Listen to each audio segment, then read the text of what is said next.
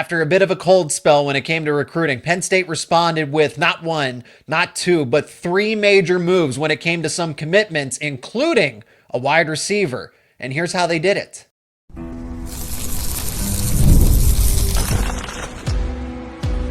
You are Locked On Nittany Lions, your daily podcast on the Penn State Nittany Lions.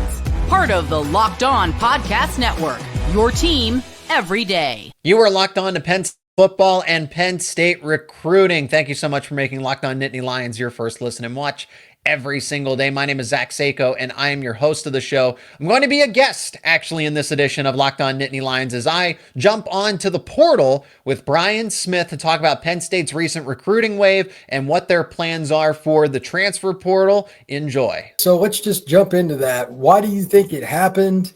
And is it something that I don't know about, or is this probably, relationships are always first, but what else contributed to Penn State securing the commitments of both Mickens and Spell?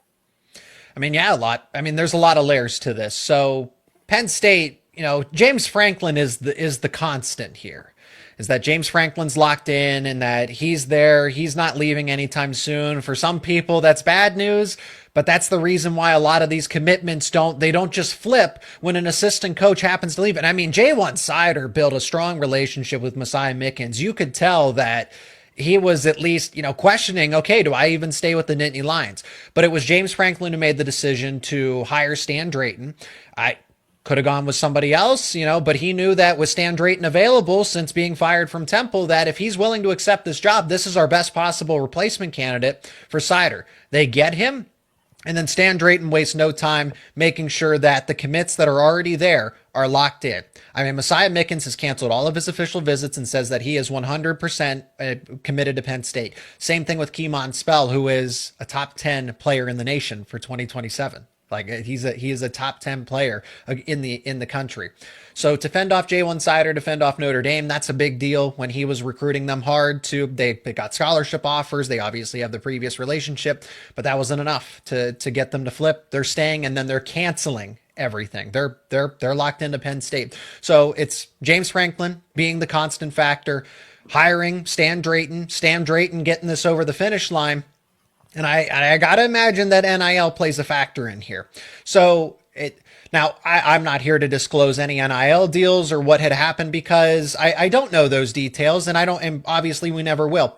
But with revenue sharing, there seems to be a new order of business when it comes to the collective, when it comes to Happy Valley United. But that's the name of the game right now. This is what it is. This is college athletics, Brian. You know this very well.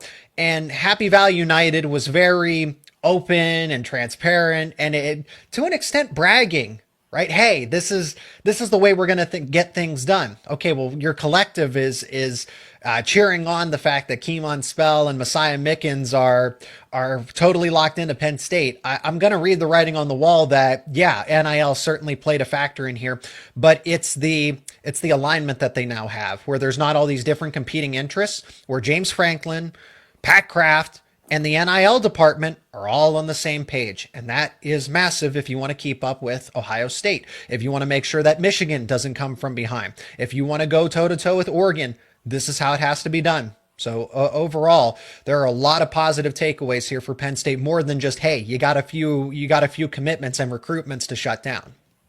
I would agree with that. It's not the friendliest way to look at it, but you got to spend some money no matter who you are. Because even if the kid wants to go to your school, at some point the gap is so wide, it's hard not to make that business decision. And every family and circumstance is different too. But I thought the same.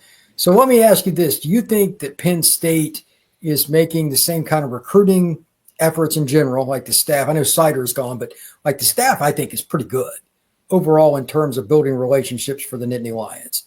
So the pitch in general, pretty much the same. Am I following this right? It's just the NIL portion we're projecting here has increased for Penn State in some capacity.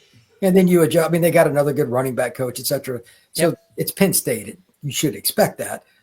What do you think Penn State needs to do to take that next step as a recruitment situation unfolds? With that D-tackle is the spot where money really flows. Do you think they would dig deep on that, or is that to be determined?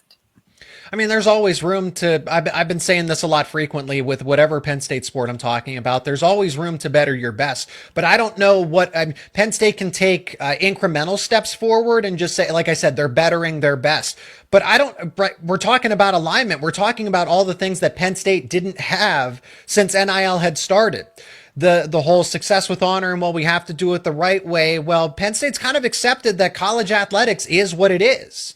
And so, yeah, should they try and go land other top prospects? I mean, Keemon Spell's a top 10 player in the nation. He's the number 1 overall running back, and you got him to shut down his recruitment as a class of 2027 guy. You just got a commitment when wide receiver has been as abysmal as it possibly could be. It's been the laughing stock of college football. It's a joke. It's a meme. Not from me, from everybody else that watches this sport. Penn State wide receiver has been the butt of the joke. And you go get a potential 5-star in the same weekend for the class of 2027. What more could you want from Penn State football recruiting right now? What more could you ask for? Sure, you could always, well, let's go get the 5-star QB. Let's go get a 5-star defensive tackle and add that.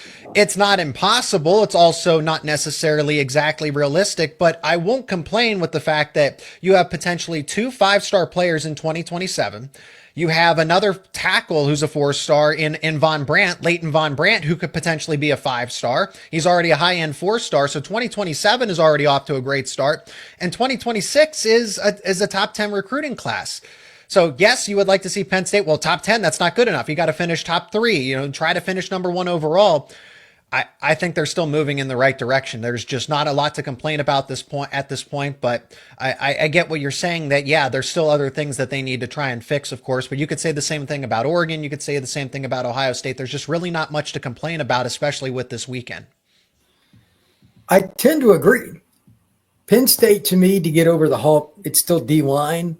Just getting that 5-star. Like, there's only a few schools that typically spend crazy for that. Like $1 million won't even get you a 5-star D-lineman. Penn State, I don't think, wants to go down that road. So that's the conundrum.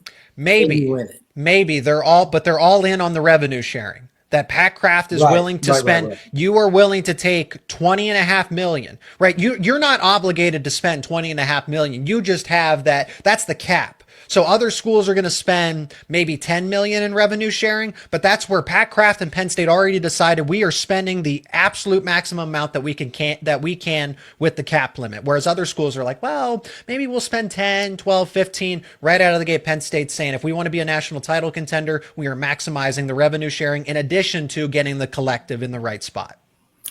Well, this is a fascinating conversation. We're going to continue on the other side here. When we come back, a little more NIL. We're going to get into some transfer portal, what Penn State needs. And also, this is something that I think Zach and I will probably agree on. The spring window for the portal may need to go away. If all these schools are so scared to have a spring game that they don't want anybody to see because they're afraid of getting players poached, that's something we got to talk about too here on the portal. This is a message from our sponsor, Intuit TurboTax. Taxes was waiting and wondering and worrying if you were going to get any money back, and then waiting, wondering, and worrying some more. Now Taxes is matching with a TurboTax expert who can do your taxes as soon as today. An expert who gives your taxes their undivided attention as they work on your return while you get real-time updates on their progress so you can focus on your day. An expert who will find you every deduction possible, file every form, every investment, everything with 100% accuracy. Also, you get the most money back, guaranteed. No waiting. No wondering, no worries. Now this is taxes. Get an expert now on TurboTax.com. That is TurboTax.com. Only available with TurboTax Live full service. Real-time updates only in the iOS mobile app. See guarantee details at TurboTax.com/guarantees. That's TurboTax.com/guarantees. Zach, Penn State got a pretty good class going. Mostly local kids. It's more of a traditional class. 2026 right now, which is kind of normal for early on. Do you think they'll go a little more national, kind of like they did last year, especially with Sider gone? Or do you think it'll be a little more close to home? I'm just curious in general. They start local and then they branch out. So J1 Sider having that Florida connection, and it wasn't Jay Sider has connections in Florida, but that gets you one, maybe two prospects. Okay. So it's not like Florida became this pipeline to Penn State. You'd get selective prospects that would have been really good for Penn State, but it's not the end all be all. Penn State is refocusing, and we've talked about this. They're going to go after more of New Jersey, the eastern side of Pennsylvania, Philadelphia area. So that's where they're really targeting, is Philadelphia, New Jersey area. You have Jim Knowles now in the fold, St. Joe's prep grad. So he's not going to do a lot of heavy lifting in the recruiting, but Deion Barnes is also a Philadelphia native as well, defensive line coach. So that's where Penn State's really refocusing. Pittsburgh's been the pipeline. You just pick Keemon Spell, Pittsburgh area. Khalil Taylor, that potential 5-star wide receiver, Pittsburgh area, right? David Davis, who just recently committed. We haven't brought him up yet. 4-star athlete, probably most likely projects as a safety or a cornerback, Pittsburgh area. So Penn State can start in Pennsylvania and then branch out to New Jersey, go to Maryland, Virginia. They've recruited in Delaware. That's where Jasir Rogers is from in the class of 2026. Leighton Von Brandt as well is from Delaware too. So Penn State, but they've shown that, hey, Troy Hune's in the state of California. They're not afraid to recruit there. Darius Dixon in the class of 2025, in early enrollee on campus, is from Mater Dei. So I think where that connection, it almost seems like they threw a dart on a map and hit California as the replacement for Florida. Because why California? There really aren't necessarily direct connections there. It's just such a big state. It's loaded with talent. If Penn State had chosen Texas, for example, I'd be making the same argument that it's so full of talent that you can't go wrong with it. You're going to get a prospect, maybe two, maybe three. That's your home run right there. So you can't go wrong with any of the states that just produce this influx of talent. I think there's a lot of truth in that. I'll be curious to see if they hit the Carolinas, Atlanta. I think it's a little easier because there's a lot of New Jersey, PA, Maryland people that move down to that area. Mm-hmm. So there's a little more familiarity with Penn State and Big Ten football. My next question, though, is with the NIL change and everything, let's get into the portal overall. Do you think, since they're obviously spending some money, they'll make a splash with anybody? I'd pick a position overall. Anything from the spring window with Penn State, or are they going to just be selective? I think you have to if you want to continue off this status. Look, I think it's championship or bust. You don't get a 4-year quarterback within the program, 3-year starter. That rarely happens at this point anymore. With transfer portal, NIL, Drew Aller's been here for 4 years. You have to maximize it. You get one more opportunity with him. Best offensive line in the James Franklin tenure. We keep saying that, but the offensive line keeps getting better. This is a top 3 group. Singleton and Allen are both back. Deni Dennis Sutton, Zane Duran on defense, Zach Hugh Wheatley, the emergence of guys like a Tony Rojas and AJ Harris. This is a championship contending team. So if you think you are, you go and spend. Because Penn State has seen Ohio State spent as much NIL money as they possibly could. Michigan, I know all of the Connor Stallion stuff, but they won a national title, and they did it by retaining a lot of their talent. So Penn State has done that, where they've retained a bulk of their talent. Ohio State did the same thing, and then got some complementary pieces in the portal.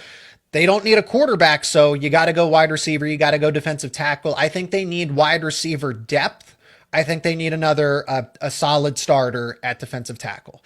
Zane Durant, and you hope you get Alonzo Ford back. That's a nice 1-2 punch. You and I have discussed that already. That could be one of the better tandems in the Big Ten at defensive tackle. But it doesn't hurt, because Penn State rotated 4 or 5 guys a season ago. You need 3. You need at least 3. And then you hope you get one of the younger defensive tackles that have potential, but that they emerge, whether that's a Liam Andrews or a Xavier Gilliam. So then there's not that much pressure on that guy to step up in that 3 spot. I think you need essentially 3 co-starters, a 4th guy that you can rely on, and then let the young talent develop so that you don't have to push them off the cliff and expect them to fly. I think they could use 2 guys on the inside, but both don't have to be Herculean. You could get some kid from Yale. Starter. They need a starter level. Yeah, they need somebody that it's at least competent, and they also, they need another guy who can push the pile too. It doesn't have to be Zane, but he's got to be somebody that there's no nice way to say it. There's 4 or 5 teams on your schedule every year that are a little different than the others. That guy, if he had to start, like if Zane had a sore ankle, could only go 15 snaps, that is your concern. Yeah. Because the drop off right now, it sounds like to me from what you're saying, D tackle, if there's an injury bug, they're in a lot of trouble against elite teams. Most teams, I still don't think it'd matter, but against Oregon and Ohio State in particular, that probably doesn't go well. Indiana, I mean, even, right? Possibly, yeah, because they're going to score. I mean, they're going to dial it up. But most of the teams, Penn State's talented enough, they'll just play keep away and run the ball on you, and they'll probably hide their defense to a degree. But in the playoff, you're not doing it. You can't win 21-17 in the playoff. It's not how it works. So, yeah, I agree. So I think they need 2 D tackles, but one could just be a guy that goes and gets 10 snaps a game. And maybe Again, helps you a little bit. Yeah. And we don't know yet. The spring football season is going to tell Penn State a lot. Again, they were looking in the winter transfer portal window. They were trying to get David Blay, who's at Miami of Florida, and the level that he's at is all conference. So they were trying to go. Yeah, really good player. So they were trying to go get an all conference caliber player at defensive tackle to even rotate in. Again, they have Zane Durant and Alonzo Ford, but what happens if one of them goes down or Ford doesn't return to 100%? You need some insurance, especially when you can win a title this season. Everything resets. New quarterback, new running backs, a bulk of your defense could go off to the NFL. Penn State's never been a bulk of your offensive line. Penn State's never been in a better position, I think, to go after a championship, even compared to last season under a James Franklin tenure. Maybe you could argue the 2017 team that ultimately missed the playoff, but hey, they were really good. That's on paper, hypothetically speaking, of course. But Penn State has better offensive line, veteran quarterback, veteran running backs, etc. They need depth at defensive tackle and wide receiver. A superstar is obviously nice. Wouldn't complain, but let's be realistic. I think we're also going to see a lot since revenue sharing. This has been an interesting point that's been brought up elsewhere, that revenue sharing kicks in this summer, that the spring transfer portal window is going to be absolutely nuts. It is going to be crazy. There's going to be so much back channeling. Guys you would never expect to enter the transfer portal you're going to see so much turnover. Probably maybe the biggest transfer portal cycle that we've seen in the past, give or take 4 or 5 years, this cycle, this time around. I think it will be, but in a little different way than what people imagine. It won't be volume. It will be the players that go in. Like, I don't know if you follow NCAA basketball, but there are guys that are like players of the year in their conference or the best players on their team that have no reason to leave that are. Why? It's because they may not be NBA. NBA is different than pro football. Like, it's such a small roster. Cash in? Yeah, these are guys that it's nothing against their schools. They're leaving, but it's still the same principle. I can go get $500,000 to go play at this school or stay here and get $250,000. They're gone. Yeah. I mean, if I don't want a house payment either, if I'm in, I don't have to, after I'm out of college, but whatever. With that in mind, I want to talk about with Zach why I think the portal window is eventually going to get, but there's some things that I have to say about it. I want Zach's take on it. That is next here on the portal. And this episode is brought to you by Monarch Money. Do you ever check your bank account and wonder, where did all my money go? Between dining out, online shopping, and entertainment, it's easy to lose track. And that's where Monarch Money comes in, your personal CFO, giving you full visibility and control over your finances. Monarch Money isn't just a budgeting app, it's a complete financial command center. You can track all of your accounts, investments, and spending in one place. So you stop just managing your money and you start building wealth. You'll get surprising insights. When I started using Monarch for myself, I realized just how much I was spending on things like dining out, package deliveries, groceries, you name it. Now I budget smarter and I save more. You get the all-in-one convenience of it. Instead of juggling multiple apps, you can use Monarch to check your finances, track spending, and even plan long-term goals. You'll get easy collaboration moving forward. Managing your money with your partner is smoother than ever. You can track shared accounts, personal accounts, set goals, and stay on the same page without the stress. Take control of your finances with Monarch Money. Use code LOCKEDONCollege at monarchmoney.com for 50% off your first year. That's right, 50% off your first year. That's monarchmoney.com, code LOCKEDONCollege for half off your first year. We are going to see tampering galore in the spring. And to summarize what I meant at the end from what kind of piggybacking off of Zach's conversation, I don't think the volume will be the same because a lot of guys have already transferred, but the guys leaving will surprise you. It will be weird, but it's really not. Sometimes an offer is too good to give up. Like if a kid I'm just throwing it out there, some kid from Nevada who was a decent player. If word gets out he had a great spring and he's an offensive tackle, which is a premium position, I mean, the suspects, they're going to offer money. They're going to offer him a lot more than Nevada can. That's why I bring up to you, Zach, how much longer do you think the NCAA is going to keep the spring window open, or do you think that's even consideration? I'll give my take here in a moment. Does the NCAA do anything right at this point? Well, that's a good question within itself, by the way. Congrats on that. I mean, they every time they are placed with a 50-50 decision, they always somehow choose the wrong one. I just, whoever the decision, and it's tradition, it's the past decade, it's the past 2 decades, the NCAA is always wrong. I have no idea. So whatever they do, it's like following some of those investment shareholder experts, if you will, and they say one stock and it tanks the next week. That's kind of what the NCAA is for trying to manage college athletics. Whatever they pick, the opposite, the worst outcome's going to happen. Because do you notice the winter transfer portal window happening in the middle of a playoff run, the spring transfer portal window happening in the middle of March Madness, in the middle of a basketball tournament? Are you kidding me?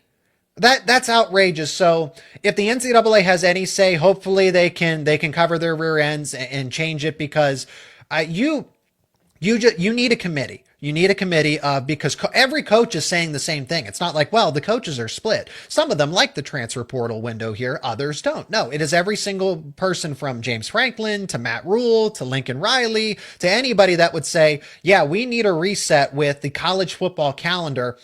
And everybody just sits around and does nothing. So I don't know what the NCAA will do, but whatever it is, it's probably going to be a bad decision. Well, here are some of the reasons that I think that it's an interesting topic. Number one, in the spring, there are certain companies that have allegiances with the big events. The NCAA tournament, obviously, CBS, TNT, TBS, all that stuff. Mm-hmm. So ESPN does it, but ESPN is big with football. Do you think they like that all these spring games are being canceled? Of course not. Because that means a lot of money out of their pocket. There's not near as much information for them to throw out for all these shows. Like a lot of their shows aren't doing as well anymore. They're getting canceled. Live programming never goes out of style. Like Penn State spring game is going to sell. I don't know if they are, but like a bunch are going away. Florida State, it's at Texas. Some of these big brands. Who's having them? It's easier to answer who's having them and not who's not. It's really a problem. And the reason is, for what I am told, at least in theory, is people don't want to show their younger players, especially on a spring game, and it be televised and taped, because then people go through, watch it, and then they contact these players and try to get them. If Texas is worried about it, who's got more money than Lord only knows what, can you imagine what Nevada thinks? Can you imagine what Ball State thinks? It's just a problem. So that's the first thing. Second, if you look at it from that perspective of the coaches and all that, you've got a lot of agents and stuff probably telling their players the wrong thing. I'm just going to throw that out there and leave it at that. Agents, college players, that's iffy. But third, if you look at it for the information for fans, like when I did a podcast recently talking about like Florida State, they have just shut down everything. They don't give anything. It's terrible. The news media is going to get pretty crappy. Like Norvell better win right away this fall or they're going to turn on him because they got nothing to talk about. It's not good for media. And then finally, just kind of looking at it, you're not building your brand if you don't have a spring game. You get your fans in and you get your big boosters in. It's called the bubble. Like you got to get the big boosters to write big checks. You don't have a spring game. That's one less opportunity for that. So it's tough. I guess you could also, it's one less time you can get recruits on campus too. There are so many reasons not having spring games is bad for your program. And I did that little list there in 2 minutes. I thought about it for a couple of days. I'm sure I could add on, make a few phone calls. So I think it's a problem. I don't know what they do though, because they're concerned. And I know there's two sides of it. There's always pros as well, but some of the coaches that are poaching love it. If you're a school like Oregon or something, they can go like, let's be honest, that we know what's going on. They don't care because they got the money to go do it. Yeah. But most schools do not.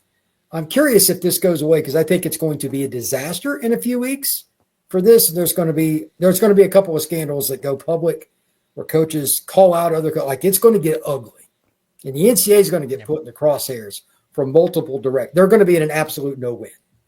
but they put themselves in this position Yes. in the first place. So I do not care. I'm just throwing it out there. And if I'm wrong, I'll gladly eat my words. Chances of that are about -5 million because there's going to be portal poaching constantly, especially again, offensive tackle, defensive tackle, and quarterback. Those spots in particular aren't enough bodies. So the money gets gross. It is what it is. Do you think Penn State, are they having a spring game? Is Penn State or no? They will have this hybrid event. It's not going to be televised. That's already Wow. That's the same thing. They don't want their guys getting taped. 100%. so. When you brought that up, I said, why would they not have this televised? I said, well, but they're changing the format. So because the spring game is supposed to be, it's a glorified practice. That's what it's always been. They've gone away from that traditional A squad versus B squad, or let's pick teams and just have them go up against each other in this simulated scrimmage. It's the first thing that I think of. Well, they want to prevent injuries because people who do have the opportunity to go into the portal, that's your last practice. You're already going to make your decisions by there. Why jeopardize their future if they do have an opportunity outside of Penn State or just long term? You don't want to injure somebody at the end of spring season. They have to use the summer to recover, and then maybe they're not ready for fall camp. So I always thought about health, longevity, injuries of that concern. But yeah, portal poaching is a great alternative reason, and probably the main one. Honestly, injuries aside.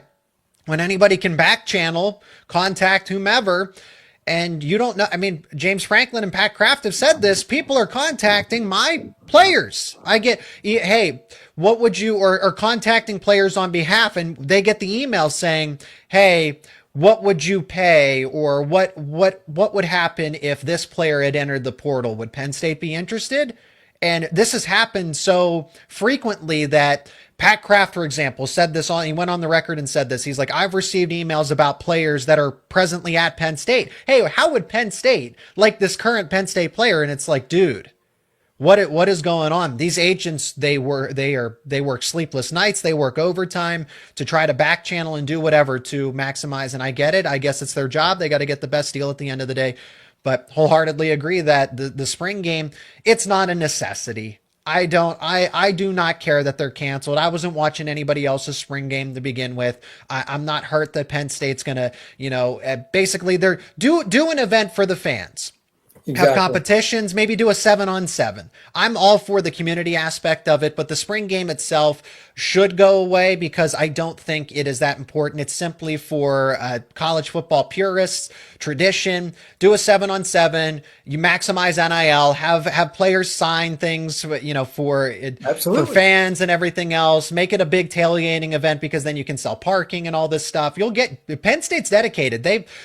You'll get 40, 50,000 people to show up for a little 7-on-7 flag football tournament. Players sign autographs. There's a band. There's concessions. Make it everything but a football game. You'll get Penn State fans to show up. I think that's fine, but I guarantee you the reason it's not televised is what we were just talking about. Do you think Penn State doesn't want that TV money?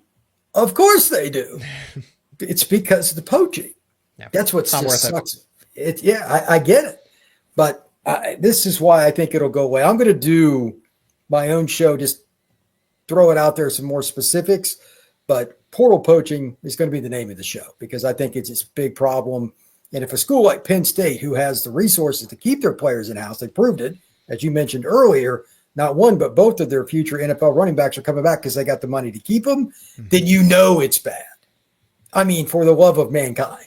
So, again, if you're Nevada, what are you doing? You know what I mean? Or any school like that that's G5, MAC, you know what I mean? I would say even some of the lower Power 4 schools. Because like if you're Virginia, yes, it's not the same NIL deal. I'm sure they've got NIL, but it's not in the same stratosphere as what Penn State has. It's not the same as what Florida has. So that's a problem. Zach, tell everybody where they can find your work, my friend.